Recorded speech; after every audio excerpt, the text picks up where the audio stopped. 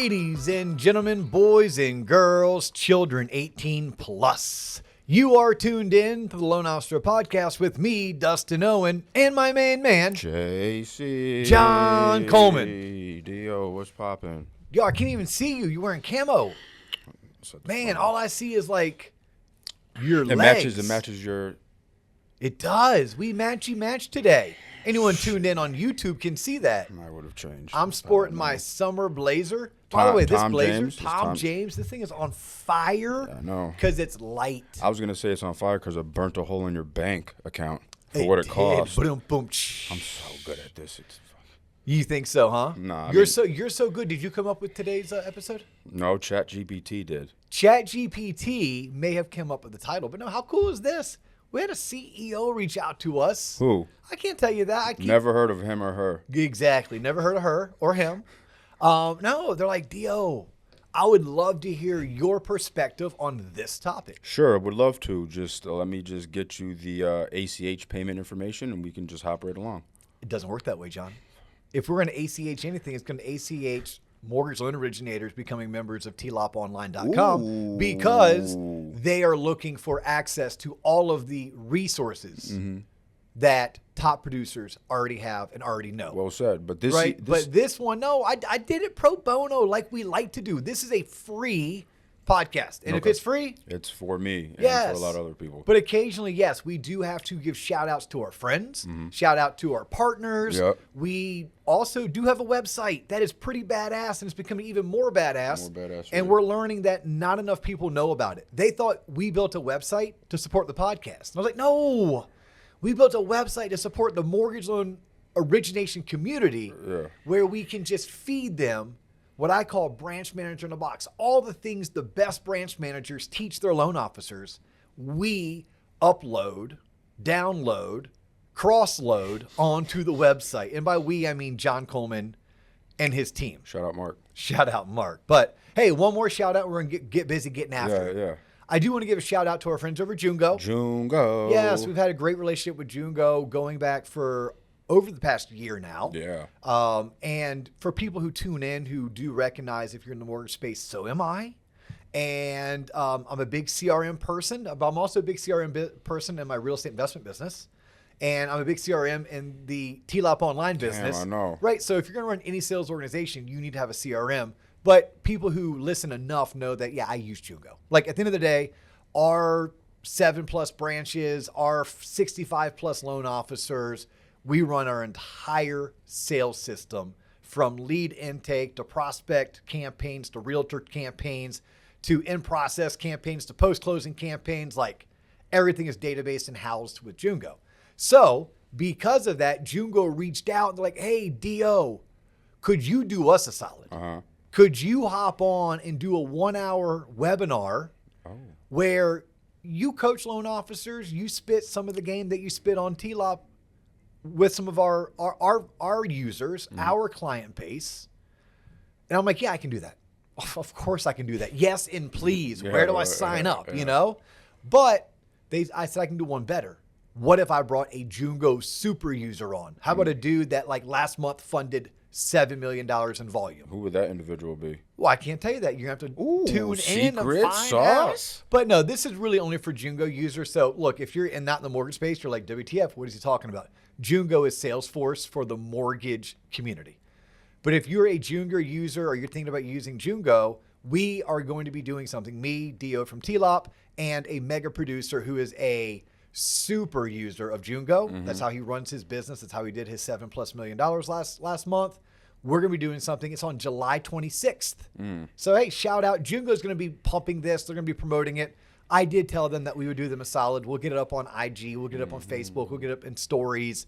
And I'll mention it on the podcast. So there you go. Okay. For those Jungo users, I'm going to be doing something with a mega producer on basically how this mega producer uses Jungo to run his day-to-day. There you go. There you go. All right. But today's episode, so sounds like it was a call-in. I love call-ins, by the way. I've never had a call-in from a CEO. I was like, damn, that's pretty awesome.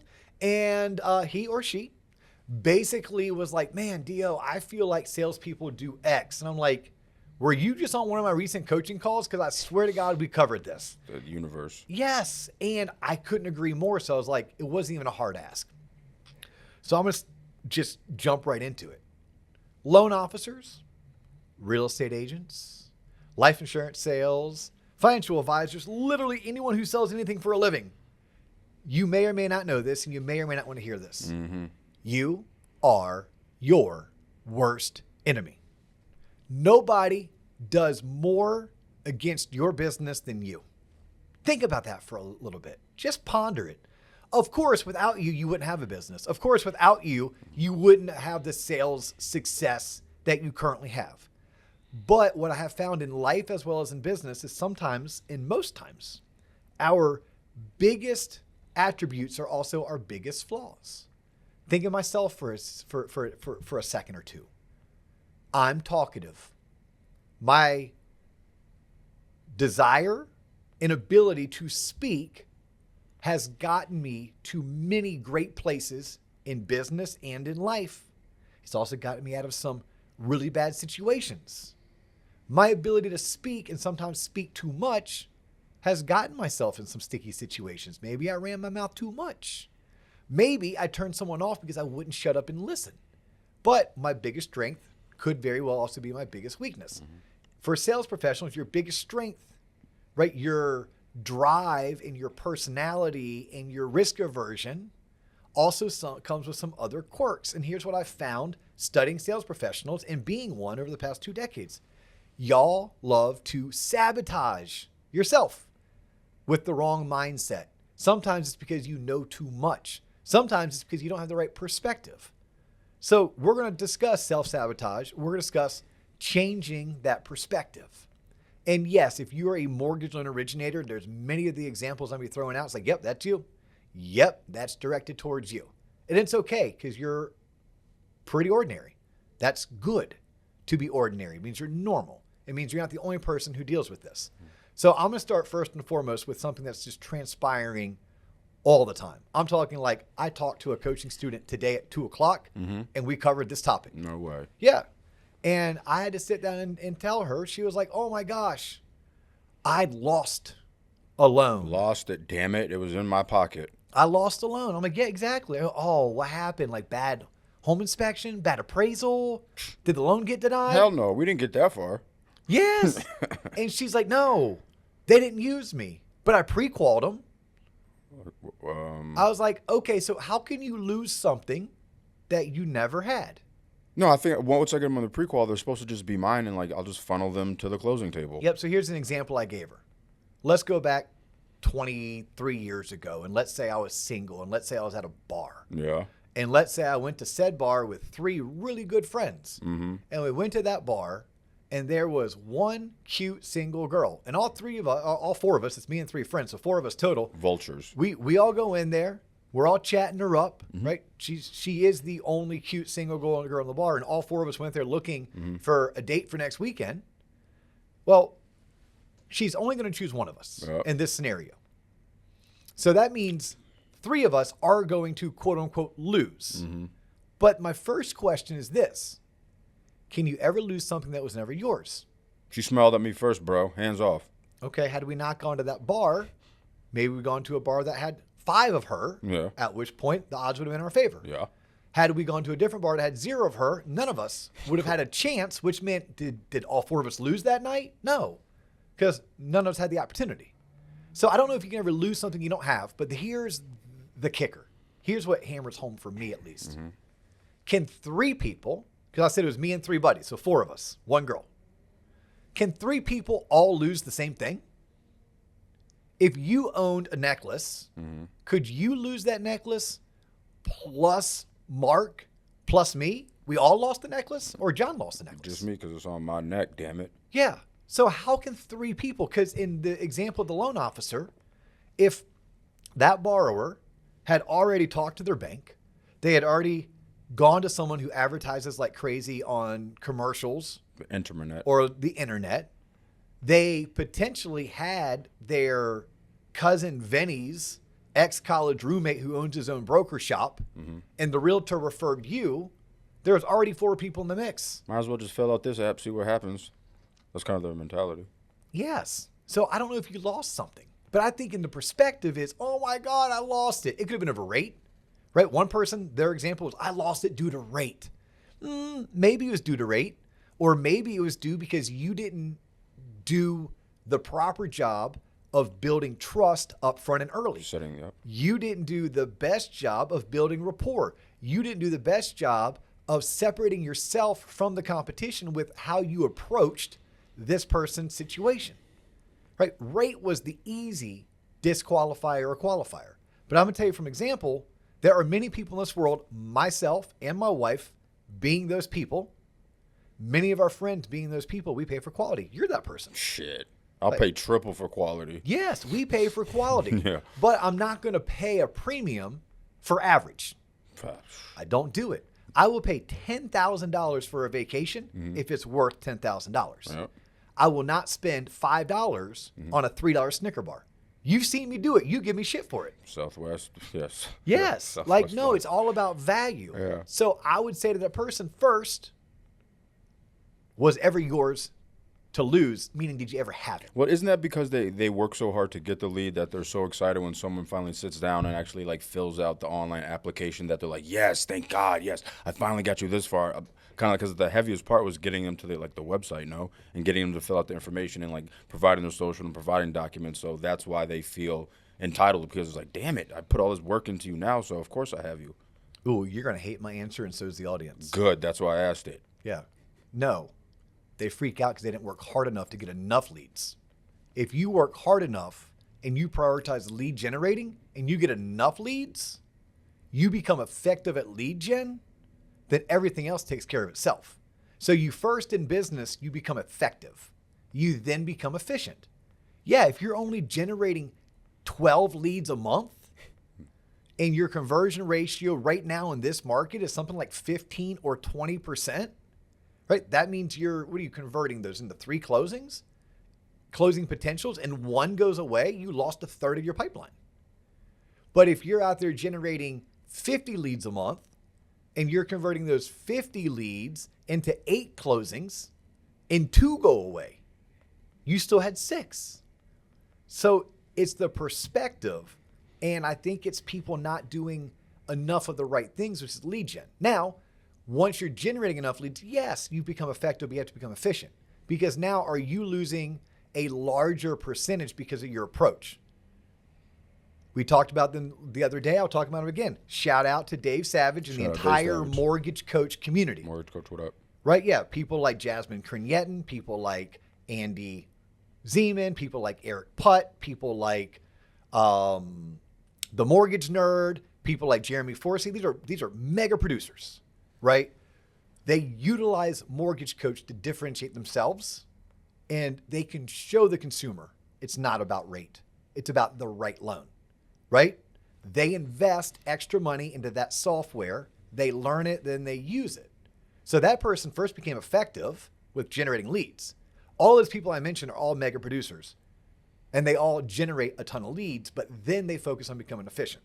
So we're going to go back to the self-sabotage is now your mind effed because you're like, oh my God, it's just worthless. This market just sucks. My rates suck.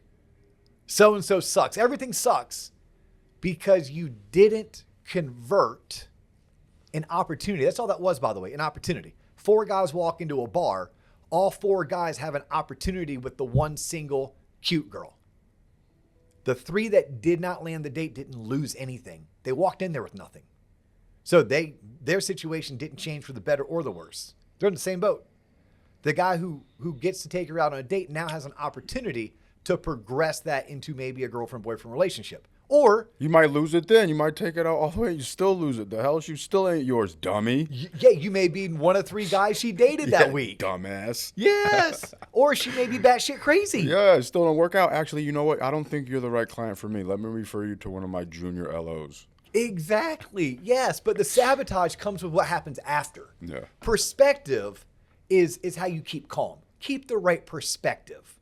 But the self-sabotage, oh my God, now all of a sudden, they do nothing. Salespeople do nothing because they get so dejected when they have to understand that it's a game.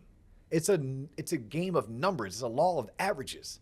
I think of myself as a prep baseball player and a kid I grew up with, Kevin Noss. Shout out K Noss. Anyone in Orlando, Florida, you better know K Noss. Kevin and I played baseball as kids. We played in high school, won a state championship together. He went on to play at the next level. I chose not to, or they chose for me. It's still a debate who chose what. Right. But one thing I always admired about Kevin versus me as a player, Kevin could strike out the next inning, go field his position. Kevin could strike out the 2 innings later, go back out in the field, make a couple decent plays. Kevin could make an error, come back up to the next at bat, strike out. His mentality always the same, always even keeled, always, look, he was best player on the team, batted in the 3-hole, played third base.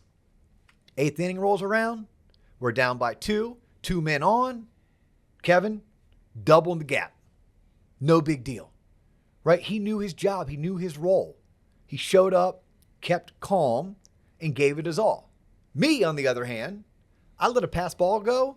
Oh, shit. The next 3 innings, I'm useless. My mind is in the gutter. I'm angry. I'm pissed off on things that I can't control. And maybe even wasn't even my fault. Maybe I kicked down, blocked, but the ball hit someone's sunflower seed and went the different direction. It was that great Big League Chew. Do you remember that? Yeah, I do remember Big League Chew. But, you know, that's just an example that I'm using that's sports related at a very low basic level, but it's just a mentality thing. I recognize even at 17 or 18 years of age how much I admired that quality about Kevin, because it's going to take him places in life where he doesn't get distracted. Salespeople get distracted by that thought. Here's another place salespeople get self-sabotage, and I'll slow down and let you ask me a question or two. Okay. Well, you look like you want to say something. Yeah, I know. You want to say it now? Say it now. It's good, like silent communication is that thing. So what if you were like, so explain the mindset of a top producer real quick that generates a shit ton of leads. Like, what is their mindset when they do lose one to rate or something else? Like, what is their mentality when they see it come through? Like, oh, so-and-so left. Like, what goes through their mind? Some will, some won't. Who cares? Move on. That's it. That's just like quick. Like that? Yes, some will, some won't. Who cares? Move on. Now, there's going to be a time to be reflective. I think after any major project, any sales proposal, any opportunity to win business or to present to a prospective client, you want to sit back and say, okay, what went well? What would I have done better?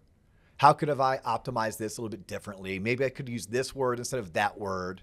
Yes, there should be that. You should be reflective. But no, the top producers understand. Some will, some won't. Who cares? Move on. They also understand this.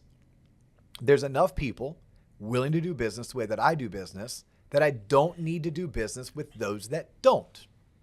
Pretty much, I think that's a Zig Ziglar-ism. But it's so true. But those people also get up every day. They come to work, they put on their uniform, and they make lead generating and lead follow-up their number one priority. That's the number one priority. Everything else will take care of itself, including becoming more efficient, including, learning to say the right things so that you can build that trust. I think it was Todd Duncan 30 years ago started teaching mortgage loan originators about high trust selling. And still today, he's teaching loan officers how to do high trust selling. Why? Because it works. That's the difference maker. And then when it doesn't work, because not every time you shoot a free throw are you going to make it. Hell, not every time you're going to make a layup do you make it. Not every time when you leave your house with enough time to spare do you get to your destination location on time. There will be accidents. There will be traffic. The other day, a light pole. I saw that. Who hit that? Come on, man. It's a cement light pole. What are y'all smoking? Totally diverted my entire drive home. I was irate as well. Thank God I left 10 minutes early so I got home on time. Right? But I couldn't have predicted that. No matter how hard I tried, no matter how good I was, that just wasn't going to happen. So that's self-sabotage. Here's the other self-sabotage that I was thinking about just earlier. We know how things are supposed to go. We know the proper timeline. We know the cadence. We know the sequential order of things. But our client doesn't. If I'm talking to a realtor, how often do clients sell homes? How often do clients buy homes? Most clients every 7 years. If I'm talking to a lender, how often does somebody obtain a new home loan? Every 5 years? Okay, think about any other sales cycle. No one really knows how things are supposed to work, especially when you're working in dynamic industries where they change all the time. Insurance, right? Underwriting changes all the time. Products change all the time. Pricing changes. Even in retail, pricing changes. So we start freaking out because the appraiser didn't go out to the house the day she said she would. She went out the next day. The title work hasn't been ordered and we're closing in 3 weeks and you've had the file for 10 days. Y'all, deep breath, take a step back. When you look at it in the totality, is this particular transaction going to close and going to close smoothly? That's what matters most. Secondly, does the consumer know any different? Meaning, is the consumer going to have the same experience? If I graded that experience on a scale of 1 to 100, and you're trying to give a 92 to a 96 grade in terms of someone's experience, whether or not the appraiser went out the day she said she would or the next day, or whether or not title was ordered within 3 days or within 10 days, as long as I'm still getting that 92 to 96 experience, I don't need to freak out. I don't need to let it ruin my day to prevent me from doing my prospecting activities, right? I have to reach out to the appraiser or the appraisal management company, put a note in the file and say, hey, this was due yesterday. Please get it in ASAP. Then I need to move on. I need to trust the system. No, I need to get caught up on that one little thing and let it ruin everything. And then I take my problems home and yell at my kids and kick my dog. Here's what a loan originator will do in that situation.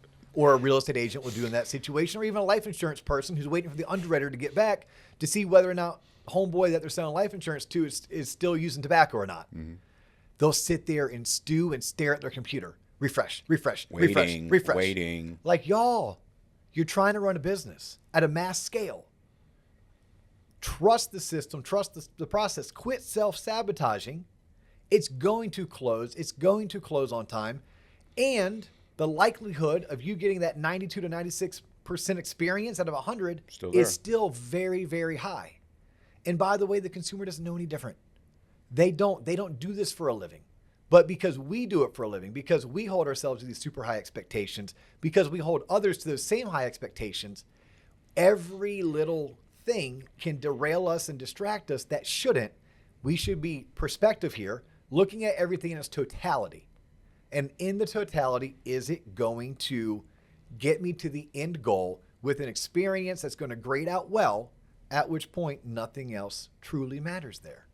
But this happens over and over again in a multitude of industries. I mean, literally, I can look at TV advertising, I can look at life insurance sales, I can look at real estate investment, that's the fix and flip people.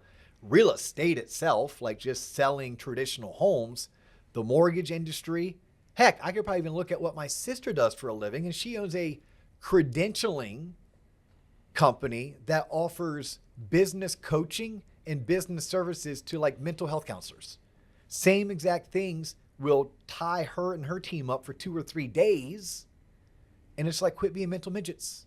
Deep breath, take a step back, put everything in perspective. And here's a tip or a trick or a hack. You sometimes have to get away. You sometimes remove yourself from the office. Remove yourself from that bedroom. Remove yourself. I don't care if it's driving to Starbucks. I don't care if it's walking around the parking lot. I don't care if it's getting in your car and driving around town for 15 or 20 minutes. Remove yourself from the situation. Come back to it. And you'll notice you'll have a clearer mind. And then consciously inject perspective into that. So self-sabotage, perspective. Those that achieve at a very high level, they self-sabotage way less than the average, and they are able to put everything in perspective and keep their eye on their priorities. Hopefully by you all tuning into this episode, you now have had a couple things resonate with you that'll help you self-sabotage a lot less, and it'll also help you keep things in perspective so that you can continue to get 1% better per day. Thank you for that, Dustin. I think somebody driving home or driving in the car needed to hear that. I think they did, John. And I thank that CEO, whoever she or he may be, for reaching out and asking us to touch on that particular topic. If y'all have topics you'd like to hear us, Hit us up. hit us up. We are so open. Whether you go to TLOP online and do a query there, whether you email me directly through LinkedIn, I'm first name Dustin, last name Owen. Hit us up on YouTube or even on our social handles. We are at the Loan Officer Podcast on all social handles and soon to be Threads. Jesus. Once John and Mark can get that shit figured out. God. Hey, his name is John Coleman. My name is Dustin Owen. We so appreciate your support. Thank you for tuning in. Please continue to like us, share us, give us 5-star reviews. Follow us on all of our socials, including YouTube. And we will catch you on the next episode.